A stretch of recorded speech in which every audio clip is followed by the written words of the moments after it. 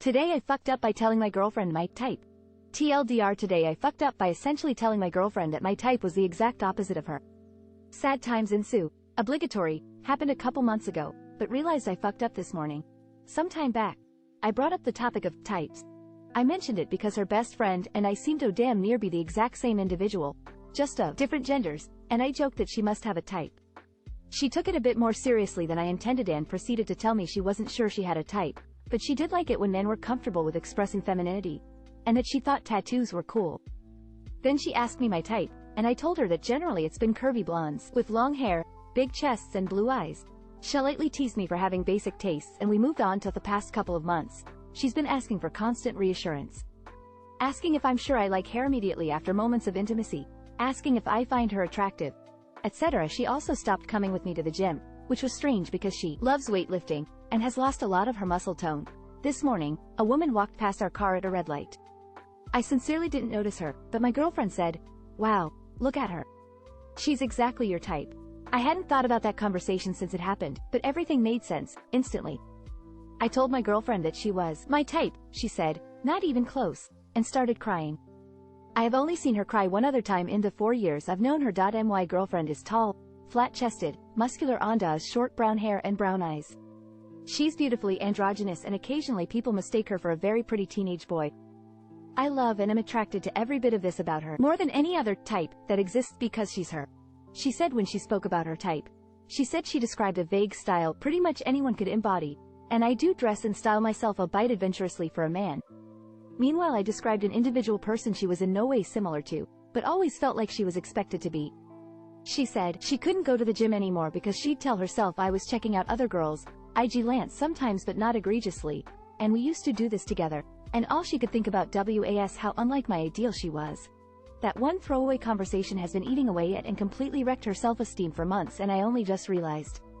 Looking back, she definitely did try to bring it up once before early on, and I brushed it off with, "You're perfect form, baby, don't worry about stupid stuff." Not understanding how bad she was feeling. So yeah, I feel like I fucked up. Not sure what Toto about it. Today I fucked up breaking myself on my husband's ass, twice. Obligatory, the last part happened about 3 months ago. My husband has the most perfect butt you could ever imagine. I'm both jealous and in awe. He's definitely got more of an asset, haha, than me. As newlyweds, it's hard to keep our hands to ourselves, but I am the worst offender. Scenario 1. I was reading on the couch when he walked in from work. He walked past me, taking his coat off, with that beautiful rear right one eye level with me. Intrusive thoughts won and leaned over and took a healthy chomp of his backside. It was a mistake. My poor husband, understandably startled, jumped about a foot in the air. My friends, jean pockets with rivets do not feel nice on teeth. A flash of pain, and an AWFUL sound, and my tooth is broken. He turned around, horrified, as I clapped my hand to my mouth and mumbled unintelligible curses. Most people at this point would put 2 and 2 together and realize maybe taking more care with this perfect and dangerous ass would be wise. Unfortunately, I am not so wise. Scenario 2 occurred about 6 months after the tooth incident. Once again, he engaged in every risky activity of walking past me while I'm sitting on the couch. I caught a glimpse of him from the corner of my eye, and was doomed. I leaped up off the couch, hand outstretched, reaching for a satisfying snack, when I felt the most horrible pain in my leg. I hobbled back to the couch, shocked and hurting, but it was too late. The scans later said I had a 3-inch tear in my calf muscle. I'll see you all in another 6 months with a nubit-related injury, because I'm not stopping. Edit. The ass in question. https://imager.com/lottipgctl:"dri tore my calf muscle and broke a tooth because I can't stop chasing my husband's perfect butt. Today I fucked up helping my boyfriend explore his sexuality. I'm beginning writing this as the arrive. My BF hasn't had much experience exploring his sexuality until this year. Luckily he met me and I am all for the men's butt stuff, whatever. We've been experimenting with fingers here and there, and then I brought out my pink heart-shaped butt plug. Everything was fine. It was in him, jacked him off, nutted, washed up. "Babe, where's the plug?" "What the fuck do you mean where's the plug?" He thought I took it out. I sure didn't. Wasn't in the bed, not the sheets. Stuck my fingers in him and sure as shit, the heart-shaped butt plug is deep. I am laughing hysterically from nervousnesses. The paramedics are coming. My boyfriend doesn't want to move in case it goes deeper, so he stays on the bed. 6 very attractive paramedics arrived to inspect him, butt naked, laying on his back in bed. They let us know just to relax and that we could go to the hospital on our own. My boyfriend waddles toth car. At this point his leg and lower back is hurting. We were worried it had rotated and required surgery. We arrive at the hospital and get checked in. My boyfriend feels like he needs to shit after leaning forward and relaxing for a bit while waiting. He goes to the bathroom right after he is called back and the little jeweled heart-shaped plug plopped right out of his gigantic asshole. Then the nurse tells us we aren't the first and instructs us on proper butt plug usage. Did you know that some plugs are meant to be held onto? TLDR. Stuck a butt plug in my BFS ass. Made him come so hard his ass swallowed plug. Went to and shit it out.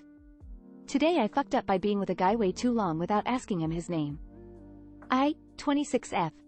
Met this really good-looking guy, M28, ATAN event 3 months ago and we really liked each other for the rest of the night. We talked about the books we like. We talked about our families etc. and there was a lot of connection. We ended the night with a kiss goodbye and got each other socials. We told each other our names at first but I have a huge problem with names because of my job. I meet 200 to 300 students every year. I think my mind has reached full capacity. I figured I could just see his name on his socials but he has a nickname on his Instagram and just an emoji on his WhatsApp. So I couldn't learn. A few nights later we went out for drinks and I felt so embarrassed to ask his name since we kissed before too. We kept seeing each other until now and it's been 3 months almost. We also slept together and I think I'm starting to catch feelings also.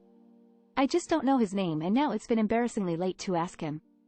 TLDR today I fucked up by taking way too long to ask the guy I'm seeing for his name. Now I'm too embarrassed to ask. Today I fucked up getting to know a girl before trying to sleep with her. The other night I, 28M, was planning to hook up with a girl, 25, I recently met online.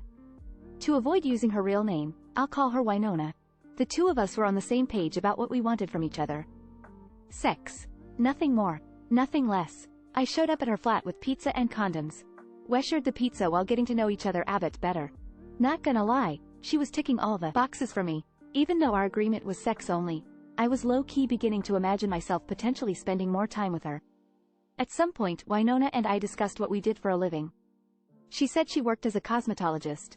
As someone who not so long ago applied for a web design course to upgrade my skill set, I asked Winona if she had a website to showcase her work. I was just curious.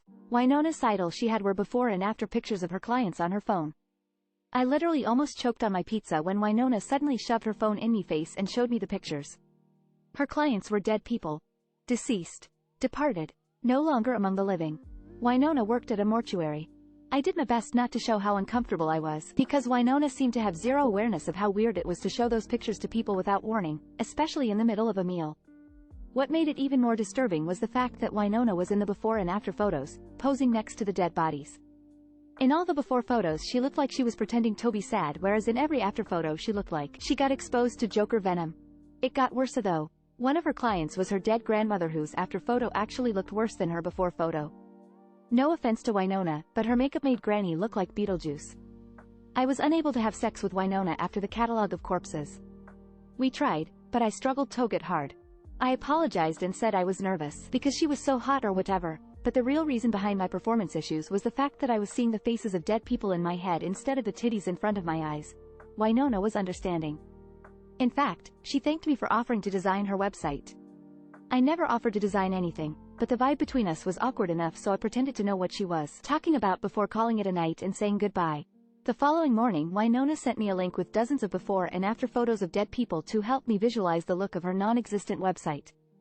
Sigh. TL. Doctor, I almost hooked up with a girl who applied makeup on dead people for a living and had no problem showing me the before and after pictures moments before we were supposed to have sex, which was longer an option because I struggled to get hard due to the plethora of dead people's faces flashing before my eyes during foreplay.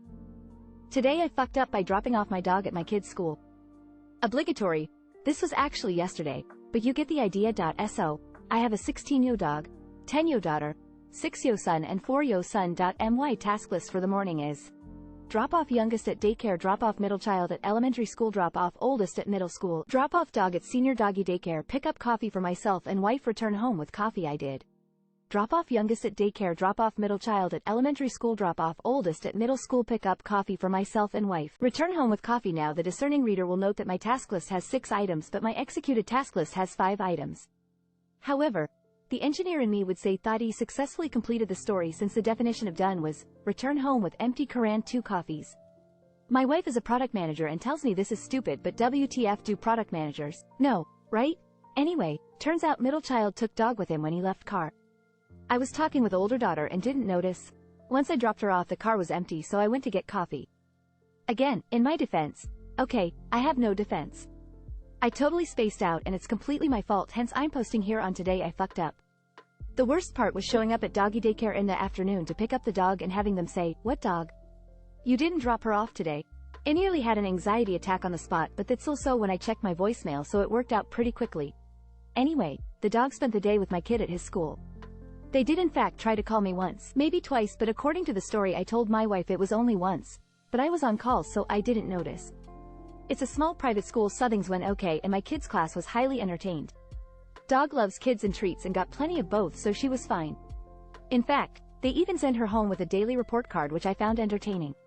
For the record, she did well in reading but not so well in math and does in fact play well with others. TL. Doctor dropped dog off with kid at kid's school. All involved had fun. Today I fucked up getting circumcised for my ex-girlfriend. This happened 8-ish months ago and just wanted to give an update on how I am traveling after making such a stupid mistake. I was circumcised due to my ex's advice and didn't do any meaningful research myself to know if it was a good idea or not. Not only did I instantly regret the procedure less than a few weeks afterwards, but the ongoing damage that I have to live with every day is a reminder to really think before committing to any lifelong decision. My penis has become extremely dry and does not feel anywhere near as sensitive. I am having issues regulating moisture as I feel it is extremely difficult to keep the glands moist due to rubbing on my underwear, pants. I feel like too much skin was removed during the operation, leaving me with inadequate skin coverage while getting erections, and masturbating has become incredibly difficult and non-rewarding, pleasurable. I am a bit deflated about making such a permanent decision so quickly based on no research, and I feel it is something I have to learn to live with, which is very tough. Point of this post is to really just make your own decisions in life, especially if it is about your genitals, because cutting important pieces off really isn't a smart idea, especially if it is for someone else's aesthetic preferences. Thanks to everyone that previously sent really positive and supportive messages. I really appreciate everything. TL. Doctor, by getting circumcised for an ex-girlfriend 8-ish months ago and now living with a dry exposed penis and everything sexual is a lot less pleasurable and numb.